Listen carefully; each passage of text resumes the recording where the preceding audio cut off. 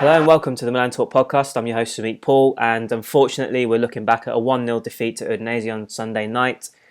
Bitterly disappointing way to start the season.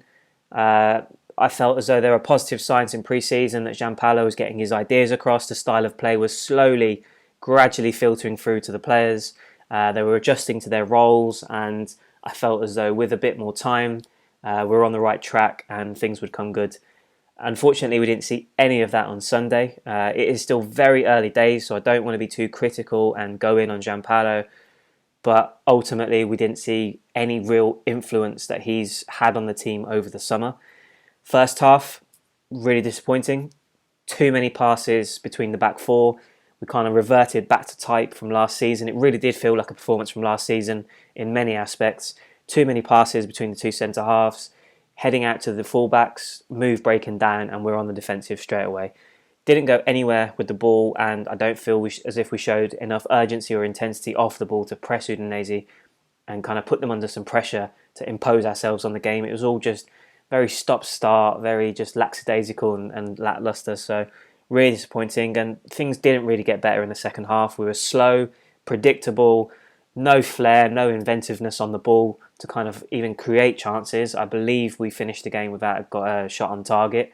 Like I said, off the ball we were disappointing. I didn't feel as though there was anything about us off the ball to kind of say significantly different from what we were like, particularly in the second half of last season. And just simply not good enough. Again, like I said, it's really early, so I don't want to say and write things off entirely, but that's a very concerning start considering the way that we just didn't fashion any sort of really dangerous opportunities for ourselves. And yeah, just bitterly disappointed to start the season on such a poor note. And we're going to have to regroup in the week, come again and bounce back, because there's a lot of pressure building up on the players and Giampaolo immediately after a performance like that. So it's a very disappointing way to start the season. Looking at the starting lineup, it was as expected. I know a few of you have mentioned on Twitter during the game that obviously wanted to see more of the summer signings, and obviously we all do, but I kind of understand where Giampaolo came from with his selections. He's had that group of players since the beginning of the summer. They should all be at peak fitness level. They've had the longest time possible to adapt to his tactics and to his ideas. And a lot of the other players, Benacer, Leao, Duarte, Krunic, and a couple of the other guys, Kessie came back late from the Africa Cup of Nations. It would have been more of a gamble, I think, to kind of just chuck them straight in and say, right, boys, in you go, do what you got to do, and let's see what we can get out of this game. I feel as though Giampaolo was right with his selections to begin with, but ultimately he cannot afford to go with that same lineup again next weekend, because there were so many poor performances across the pitch that some of those players definitely cannot start the next game. So fingers crossed he makes those changes, and like I said, nothing we can do now. We just have to focus on the next game and bounce back. Looking at your comments on Twitter, Bradley Watson at Spidey0816, we are basically on the same page, just tweeted along the same thing. Benacer and Kessie needed in midfield, and Leao or Andre Silva needed as second striker. Suso needs to get on the ball more. Our movement is very stagnant. Too much playing back and forth to the defence and no purpose in our possession. That was Bradley's point at half-time. Completely echoed my feeling as well toward the way that we were playing. We weren't really going anywhere, and it just kind of just petered out as the first 45 minutes passed. Bandito 1899. Giampaolo is making Gattuso look like a genius. It's an eyesore to watch whilst also provoking visceral rage. I think a lot of people would probably echo those thoughts. And Milan Rave added, poor start, we need to break from last season's mentality. So again, this general consensus at half-time was that it was literally picking up from where we were last season. Probably couldn't even tell that we changed coach. No new signings in the side, so it was almost effectively like we were just a continuation of last season, which was a bit of really disappointing sort of aspect of our performance. Moving on to some of your comments at full-time. Bradley Watson, 0 shots on target in 90 minutes, not near good enough. Looked like the play that we had during pre-season went out the window. Benacer and Kessie better start next game. Leao looked, if he had been given more minutes, he could possibly make a difference. Hope to never see that midfield lineup again. Nail on the head again, Bradley. Midfield itself, Çalhanoğlu didn't impress me as a regista. I kind of bigged him up before the game and said this is his big opportunity now, because if you're thinking Paqueta will likely play on the left of the midfield three, Suso in the trequartista role, Castillejo, fingers crossed, never again, but the way that we set up, support striker, second striker. So where does Çalhanoğlu fit in that team? I felt like he had to make a statement in this game, and he didn't. So whether or not he's going to fit into the lineup moving forward remains to be seen. And Borini, yeah, just you know what you get with Borini. He's a workhorse. He's tireless. Does a great job for the team. I'm sure his teammates appreciate him for that, but he just hasn't got the quality to play in that role as a regular starter. So the first change, I believe, on the team sheet next week will be Kessie coming in for Borini from the start. And yeah, that midfield, like I said, nobody was creating space for the defenders. They kept coming under pressure. We kept losing the ball. Build-up play was non-existent. And I feel as though the midfield was a major factor in that. So spot on with your analysis there. Jordan Johnston at Jordan M. Johnston. Castillejo and Borini crippled us from the start. No reason for them to be in the lineup. 100% agree, as Bradley said as well. Borini in midfield didn't work, and Castillejo throughout pre-season was disappointing. It was literally like no change whatsoever from what we saw in pre-season from him. So the sooner he's at the team, the better. Joe Curry at Jay Curry. The most horrible thing about this Milan team is we spend big money on mediocre players, no proper scouting. Again, that's probably a bit harsh for me because we obviously didn't see some of our new signings in action properly, so give them time. Maybe our scouting is better than what we hope it is, but let's wait and see for the next game and how they react and who starts that game, more importantly. Also ask you for your thoughts on the performance, best and worst players, and changes that Giampaolo needs to make for next weekend. Daniel Ford at Daniel J. Ford simply said abysmal, and I don't think many of us can disagree with that one-word assessment of the performance. It really was poor. In fact, at Samir Mohammed 72 uses exactly the same word, abysmal. Worst possible start. Worst player, Samu, not his fault. He is made for the wing. Best player, really, yeah, okay, fair enough. Probably shouldn't have said that. Paolo needs to put Benacer, Leao and Kessie in the next game, starting to think Paqueta and Piontek are frauds. Musacchio and Rodriguez had a good game. Rebound needed ASAP. Samir, agree and disagree with some of the points that you've made. I'm not sold on Castillejo. I don't feel as though he's anything other than an average player. Your 5, your 6 out of 10 kind of player. There's nothing about his game for me that stands out. He's got no physical strength. Sometimes, yes, he gets past his man with a nice bit of skill, but is he really consistent with it? Whether he's on the wing, whether he's in through the middle, for me, he's just not a game winner. I don't see him as being a guy that we can consistently rely upon to win games or to create a moment of magic. I haven't seen it. You know, some people, yes, maybe rate his talent, fair enough. But for me, I'm not on board with the Castillejo, unfortunately. Agree that with your point about Benacer, Leao and Kessie starting next game. Those are 3 changes that have to happen without a shadow of a doubt.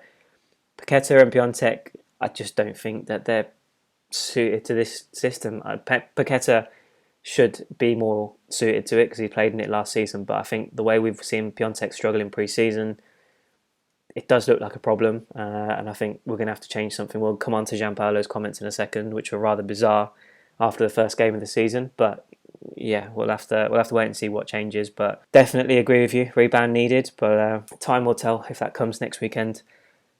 And then Mohamed Fatihi, worst players: Borini, Castillejo, Calabria is always inconsistent. I believe if Conte is given such games like Calabria is being given, we'll see much improvement. Best player on the pitch, I think Romagnoli was pretty decent. Yeah, agree with your Romagnoli shout. That's 150 games up for the captain. Steady and reliable as usual. Agree with your choices for the worst players as well. Borini, Castillejo, and nothing performances for me. And Conte is probably knocking on the door. I agree. I think Calabria was kind of played within himself. He didn't really do much going forward. So yeah, maybe Conte is in line to come in and get a shot at some point, but we'll have to wait and see when that is. At TRQ_super rookie, I didn't expect them to become a super team in a few months, nor expected Milan to perform at its best with today's formation. I hope for a better start, but this team is still learning and it's too early to judge them. That's a very diplomatic assessment of the game. I do appreciate that. You are right. It is still far too early to kind of put passing judgments and just writing team and players off and Giampaolo off. I don't think we're at that stage. But yeah, it is a concerning start for sure. I do still strongly feel that way, but it's just a beginning, and hopefully we show signs of improvement immediately. Just moving on quickly to those comments from Giampaolo after the game, which kind of stood out for me. He said, aside from the result, because losing is never good. Clearly the game didn't give me many positive indications. It's a good start, to be fair. At least he's being realistic rather than sugarcoating it and suggesting that we were unlucky to lose or he thought we played well. He said it how it was, how many of us saw it, so that was good to hear at least. And then interestingly, he added, my vision of Milan is very different. It's not just Suso and Castillejo, but Piontek too. He has the movements of a centre-forward. Suso is an extraordinary player, but he probably has different characteristics and we need to get them to play in their natural roles. We'll have to work on it, and certainly in a different way, probably 4-3-3. It's not their fault. They have tried really hard, but I mustn't try to transform their very nature. That is not my job. I have to make the most of these players and their qualities. Until today, we didn't see that so clearly. I thought at the start that it was just Suso becoming a trequartista, but we have to look beyond that, take some principles and try to completely reorganise everything up front. Even if we had won the game, that would be the case. We are sterile. I don't like the movements in attack. This team is not suited to this football. I'm not throwing anything out. It's just that I have to focus on some of the details from now on. For me, that is very worrying that he's already saying that. I think if he can't surely have seen that in this game and not known in pre-season, either A, seeing them in training every day or during the games that we all saw. It's quite worrying that he feels that way and he may be sort of shifting back to a 4-3-3 model. It's probably the sensible way to go, considering the players at his disposal, putting them in their natural roles. What does that say about the players as well? That they're not smart enough, they're not talented enough, that they can't adjust to new roles? Or do you look at it on the other side of the fence and say, Giampaolo's come in, he's tried to put players in different positions that they're not accustomed to, they're not naturally accustomed to, and so yeah, it's probably the sensible idea to stick to what we know best and putting these players in a position on the pitch where they're going to be most effective. I think that's a very fine balancing act that he's going to have to get right if he's going to start making tweaks already after one game this season. Who knows, it might change with different personnel, like I said, with Benacer, Kessie and Leao coming in. So what does that mean for them? Benacer, I'm sure, will shift into the Regista role. Kessie will come in for Barini. If we're going to switch to a 4-3-3, does that put Leao on the left wing now? It seems like a rather drastic sort of thing to say and change immediately after one game. Then again, having said that, he's already going to be under pressure now. Losing the way that we did is not good.